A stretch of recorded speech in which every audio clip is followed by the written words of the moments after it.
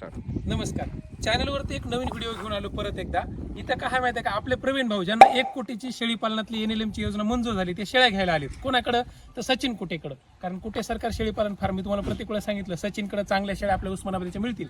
त्यांचा सौदा चालू आहे, त्यांचं ठरलं होतं.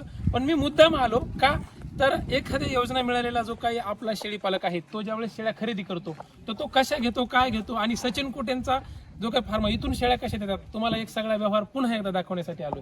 तर मोकळी चर्चा आहे. सचिनचा फार्म, सचिननं पलीकडच्या शेळ्या सगळ्या इथे आणल्या, आणि हेच ते दोघं जण. तुम्हाला ओळख करून देतो. ओळख तुम्हाला सगळ्याला माहिती आहे. प्रवीण भाऊ, प्रवीण मारडवार, ज्यांना NLM ची जी आहे सध्याची 1 CR ची 1 कोटीची जी योजना आहे ती मंजूर करून शेड वगैरे सगळा त्यांचा पूर्ण झालाय. आणि बिट्टलच्या ऑलरेडी त्यांनी शेळ्या भरपूर नेलेल्या. त्यांना उस्मानाबादीवर पण काम करायचं, आपल्याकडच्या भागातली काळी शेळी सोनं, आणि ती देण्यासाठी मदत केली सचिन कुटे. कारण हा तुम्हाला माहिती आहे, आपण व्हिडिओ पण भरपूर केलेत. सचिन चांगल्या शेळ्या ज्या आहेत त्या उपलब्ध करून देतो. आता त्यांचा व्यवहार कसा झालाय तो दाखवण्यासाठी मी आलोय. मला सचिन सांगितलं, प्रवीण भाऊ म्हणले, सर तुम्ही या, तुमच्या हाताने काय बघू. चांगली जनावर आपल्याला कसं नवीन शेळी पालकाला ज्यावेळेस देतो त्यावेळेस तरणी पाठ ही 2 दातावरले 4 दातावरले जनावर, आणि आपल्याला चांगला ब्रीडर किंवा बटन असलेलं जनावर हे देण्यासाठी मुद्दाम आलोय. तर काय चाललंय, तुम्ही कशा आहात, आणि सगळ्यात महत्वाचं म्हणजे जनावरांची निवड करताना आता कोणत्या शेळ्या द्यायला, कशा द्यायला, तुमचं कसं ठरलंय? शेळ्या कोणकोणत्या स्वरूपाच्या, कशा स्वरूपाच्या द्यायला, किती जनावर द्यायचे? 100 द्यायचे जनावर आता पहिल्या याच्यात. समजा सहसा कशी जनावर निवड येतं? 2 दात 4 दात मध्ये निवडले तर म्हणजे आपले एक पूर्ण गाभण पहिल्या किंवा दुसऱ्या दाताची. तर ही 2 दातावर नेमकं तरण पाठवू आहे. समजा सगळे जवळपास 2 दात 4 दात पूर्ण लगे. ही तर आदंत मध्ये आहे, इथं आमच्या आदंत मध्ये ही पहिलं पाठवू. दात पण नाही केला इनका आणखी. अशी पात्र समजा निवडलेले आहेत. बरं, एक व्हिडिओच्या आधीच मोकळं सांगतो, व्यवहार कसा ठरलाय, किती रुपयानं ठरलेला आहे? 330 रुपये किलो. 330 रुपयानं सगळ्या शेळ्या द्यायला समजा. ती मोकळं तुमच्या समोरची. आणि ट्रॅव्हलिंगचं कसं आहे, आता इथून तुम्ही ज्यावेळेस देणार, आता आपल्या जाणार आहे तर तेलंगणामध्ये जवळपास. ट्रॅव्हलिंगचं कोणाकडे आहे? ट्रॅव्हलिंगचं 50-50 आहे सगळं. सहसा प्रत्येक वेळेस त्यांना म्हणलेलं आहे की कम्फर्टेबल घेऊन या, त्यातला अर्धे पैसे मी देतो, पण कम्फर्टेबल त्याला आणा. ठीक आहे, चालते. बरं, दुसरी गोष्ट, एक नवीन माणूस सुरू करते वेळेस, आता तू तर जनावरं सगळी व्यवस्थित देतो, उस्मानाबादी किंवा आपली जी काळी शेळी ही निवडण्यामागं काय नेमकं डोकं लावलं तुम्ही? ह्याचं मार्केटिंग कसं करणार तुम्ही? उद्या कटिंगसाठी हे डोक्यात आहे का अजून काही वेगळं? नाही सर, आपलं पूर्णपणे ब्रीडिंगवरच जायचं. ब्रीडिंगवरती सेटअप करत आहे. कारण तुमचं शेड, नियोजन, चारा, सगळ्या गोष्टी टॉप लेवल येतात. म्हणून जनावर निवडताना बी आता सहसा तुम्ही कशी निवडताय? आता ह्यातली सांगते वेळेस 2 दात 4 दात म्हणलं, याच्यात डोकं फक्त आणि फक्त पुढचं ब्रीडिंगचं लावायचं. तुमच्या फार्मवर तयार होणाऱ्या ह्या पूर्ण बंदिस्त करणार तुम्ही, आणि बंदिस्त जनावर लोकांना देण्यासाठी काय ब्रीडरचं नियोजन काही? समजा आता प्युअर उस्मानाबादीच की बिटल क्रॉस करायचा काय? बिटल ना सर, आपला तो तिथला पहिला आहे तो, ते नंतर आता हे किंवा अजून एक लाल रंगामधलं एक आहे, काळ्यामधला बी एक आहे. ब्रीडर आताच द्यायला की नंतर देणार आहे एखादा? ब्रीडर त्यांच्या हिशोबाने समजा फक्त आज शेळ्याचं ठरलेलं आहे. बरं, एक जनरल गोष्ट, कोणती पाठ कितीला पडायली? कारण लोकांना पण ती गोष्ट कळाली पाहिजे त्या हिशोबानुसार. आता कोणतं जनावर किती रुपयापर्यंत जाईल अंदाजे? आता काटा वगैरे तर पलीकडे केलेला आहेच प्रत्येक वेळेस, मागच्या वेळेस पण. हे बघा सर, ही जवळपास 2 दातावरली पाठी. हे 2 दाता दाखव, जवळ घे थोडस. हे 2 दातावरलं पिल्लू आहे. हे 2 दातावरले का 2.5 महिन्याच्या पुढे लागलेले समजा. नाही, ती निवड आहे आता, ते लक्षात येईल समजा. हा, ते जवळपास 30 ते 32 किलो भरते. 30 ते 32 किलोचं. 30 किलो जरी म्हणलं तरी 3 त्रिक 9 आणि वरचे 3 एक 10,000 लोकांपर्यंत समजा 10,000च्या दरम्यान. 10,000. ही पाठ पडते बघा 2 एक 9 जनावर ज्याचा वापर 5-10 वर. दात पूर्ण असे जवळपास 25 या लॉट मध्ये 2 दातावरले 25-30 पाठ आहे. आता हे पाठवू बी जवळपास. थांब बाई, थांब जसं थांब. 2 दात. हा, हे पण आहे. हे बघा, हे एक पाठ पूर्ण लगे. हे चौथा, तिसरा करायला. मोठ्या शेळ्या उदाहरणार्थ आता हे बिटल मधून आलेलं, हे क्रॉस मधलं, याच्यात नाकाचा पंच पण आलाय, आणि हे चौथा करायली समजा दाताचा. हिचं वजन काय भरलं सचिन? 42 किलोच्या पुढे वरती ती समजा. आता हिचा रेट काय राहील क्रॉसचा? क्रॉसचा 400 रुपये. बरं आहे तू. तरी पण समजा कारण 400 न जरी द्यायचं जरी म्हणलं तरी बी आता हिची रेट काय जाईल, हिची किंमत काय होईल तुझ्याकडे आता? स्ट्रक्चर नुसारच होती ना 13-14 हजार रुपये जवळपास भरती ती 14-15 हजाराच्या जवळपास आणि कुठं बी तेवढ्यालाच घ्यावं लागते. ठीक आहे. आता हे जरा टांगळ मध्ये जनावर आहे. हा ही जरा पोटाने येणं ते ना भरीव जनावर चोपडा किंवा भरीव जनावर दुसऱ्या वेताचं आहे. हिचं काय वजन जाईल? हिचं तरी 42 किलो आहे. ही निवडली चांगली समजा. आता गेल्याच्या नंतर आता लवकरात लवकर हे होणार आहे. तर काय कास पिकर पलेली आता लागते वव्याला समजा मागे पूर्ण पाठरात तशातलं एक सारखी हे पूर्ण डेरेदार सगळ्या गोष्टी बघून निवडले त्याला. हे आता ही सगळी अशीच आहे समजा. हे पूर्ण लॉट जाणार आहे.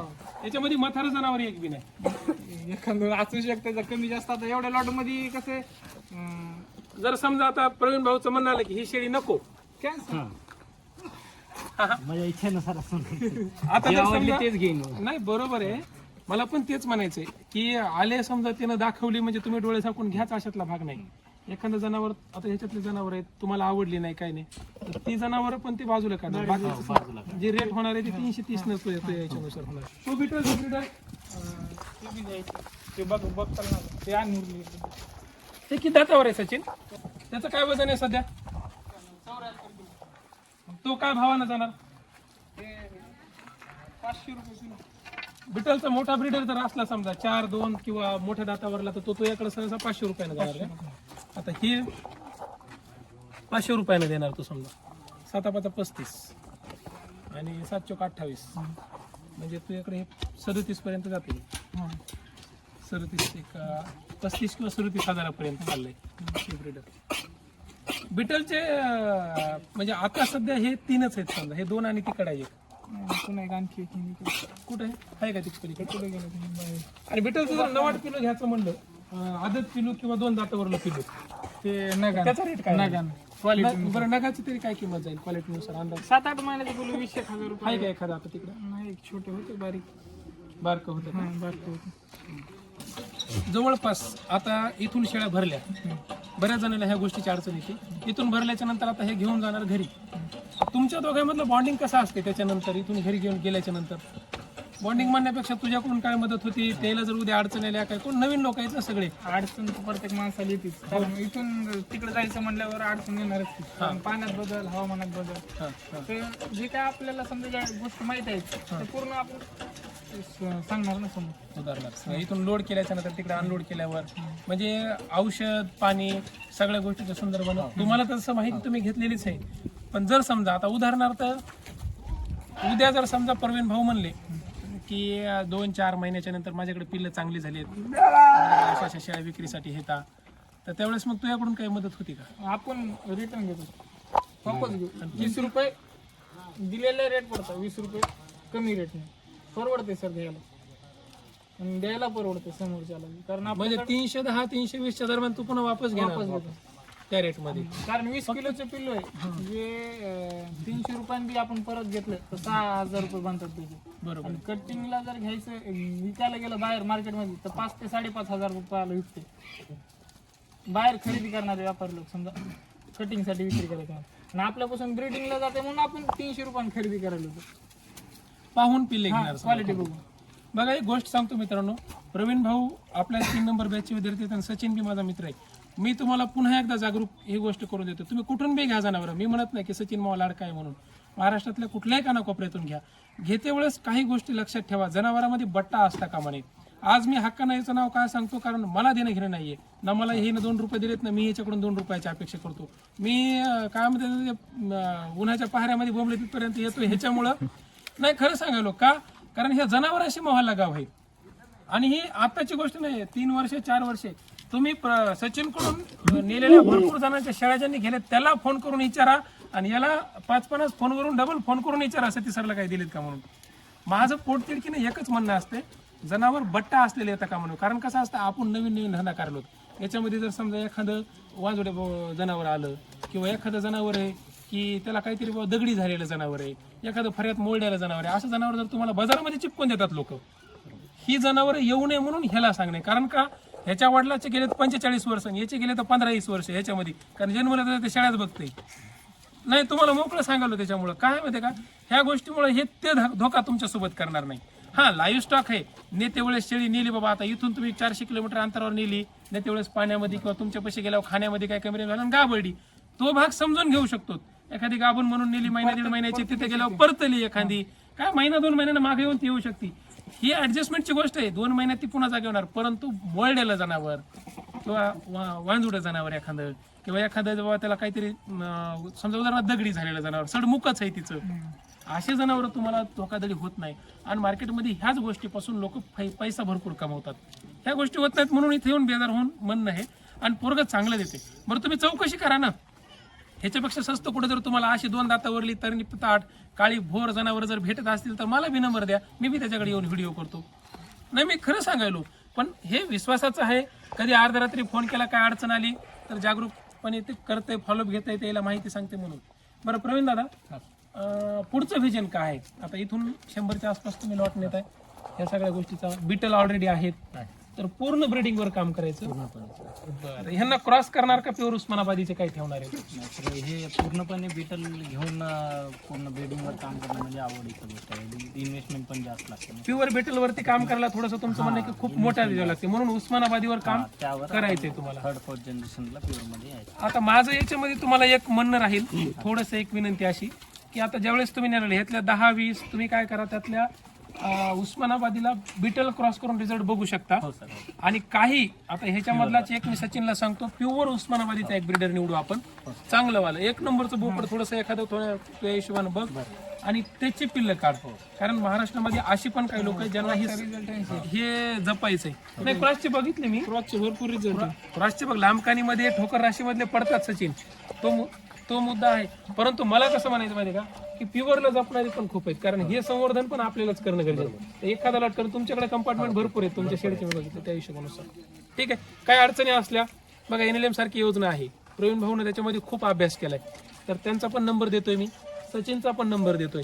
नाही तर शेळ्यासाठी प्रवीण भाऊला फोन करा आणि NLM साठी सचिनला फोन करा, असं करू नका. तर इकडं योजनेसाठी माहिती घ्या आणि त्याच्यात काय अडचण.